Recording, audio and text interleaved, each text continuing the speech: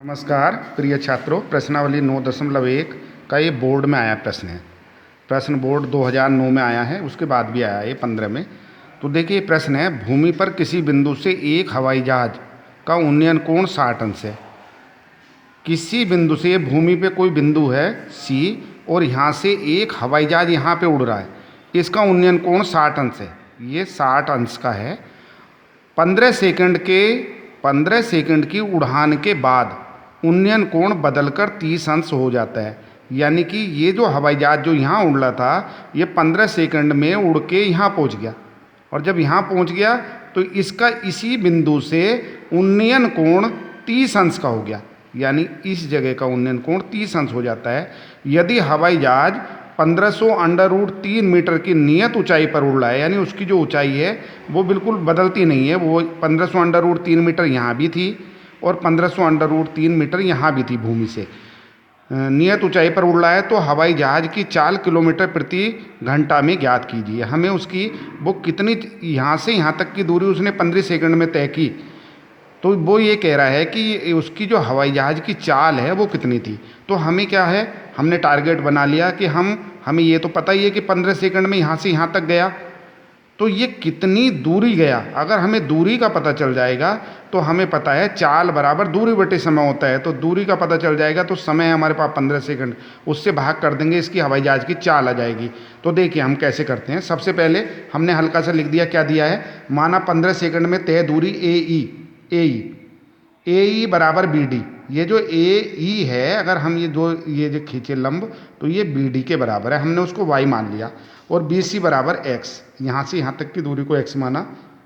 कोण ए C B यानी छोटे वाले समकोण त्रिभुज के लिए ये 60 अंश, और कोण ए सी डी ये बड़े वाला समकोण त्रिभुज बन गया एक, इसके लिए हो गया 30 अंश। अब ए बी बराबर ई डी, यानी ये जो ए बी है और ये ई डी है, दोनों त्रिभुजों में 1500√3 मीटर ही रहेगी। अब सबसे पहले छोटे वाले समकोण त्रिभुज में लेंगे ए बी सी में। अब ए बी लंब, ए बी बटे बी सी यानी लंब बटे आधार, तो ये हमारा tan 60 अंश, क्योंकि लंब बटे आधार tan होता है, और जितने अंश का होगा यहाँ पे आएगा tan 60 अंश।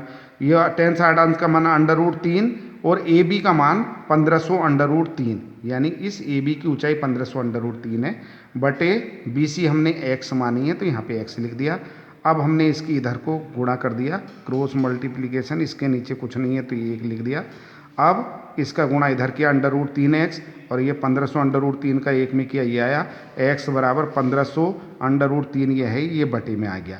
अब √3 से हमारा √3 कट गया, तो यहाँ पे x बराबर 1500 आ गया, यानी यहाँ से यहाँ तक की जो दूरी है वो 1500 आ गई।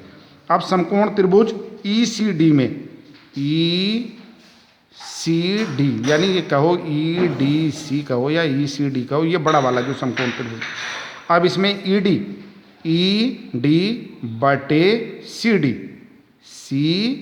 अब ये सी डी को दो भागों में बांट रखा हमने, यहाँ से यहाँ तक की लंबाई है x और यहाँ से लेके यहाँ तक की लंबाई है y।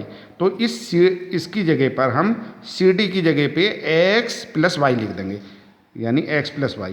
और ये ई डी 1500√3 है, tan 30 अंश का मान 1/√3, और ये हमारा x + y इधर को गुणा में गया, और ये इससे गुणा करेंगे 1500√3 गुणा √3, तो ये x + y बराबर √3 के √3 से गुणा करेंगे तो 3 आ जाएगा, और 3 की 1500 से गुणा करेंगे तो 45 आ जाएगा। तो ये समीकरण नंबर 2। अब समीकरण 1 व 2 से अब हमने यहाँ से x का मान इसमें रख दिया, यहाँ पे आएगा 1500 + y बराबर 4500, y बराबर 4500 माइनस 1500। अब ये घटा के y बराबर 3000 आ गया। अब जब ये y बराबर 3000 आ गया तो y जो है यहाँ से यहाँ तक की दूरी हुई। अब ये 3000 मीटर, ये मीटर में आई क्योंकि सारी चीज़ मीटर में थी, और ये सेकंड में थी। मीटर का और सेकंड का 7 होता है, अर्थात 15 सेकंड में तय दूरी 3000 मीटर। अब हमें निकालनी है हवाई जहाज की चाल, तो चाल बराबर दूरी बटे समय, तो दूरी है 3000 बटे ये 15।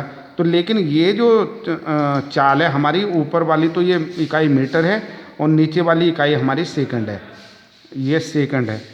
अब हमने इसको, ये आ गया हमारा इससे भाग करके 200 मीटर प्रति सेकंड।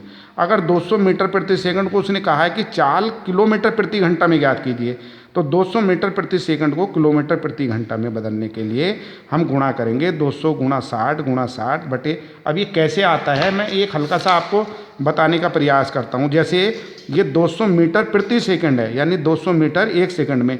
तो देखो 200 मीटर को अगर हमने किलोमीटर में बदलना हो तो इसे हम 1000 से भाग करेंगे, और एक सेकंड को अगर घंटे में बदलना हो तो हम इसे 60 यानी अब ये 60 से भाग करोगे तो सेकंड बदल गई मिनट में, और इसे 60 से भाग कर दोगे तो ये बदल गई घंटे में। अब इसमें ये पहला नंबर, दूसरा नंबर, तीसरा नंबर, चौथा नंबर, यानी ये भिन्न हो गई हमारी 200 बटे 1000, और ये जो बटे का निशान है ये वाला, ये हमारा आ गया गुणा में, और ये आप पलट जाएगा क्योंकि जब आप बटे के निशान को गुणा में बदलोगे तो ये हो जाएगा 60 गुणा 60 बटे 1। यानी कि इसीलिए हमने इसे 200 को 60 गुणा 60 बटे 1000 से गुणा किया।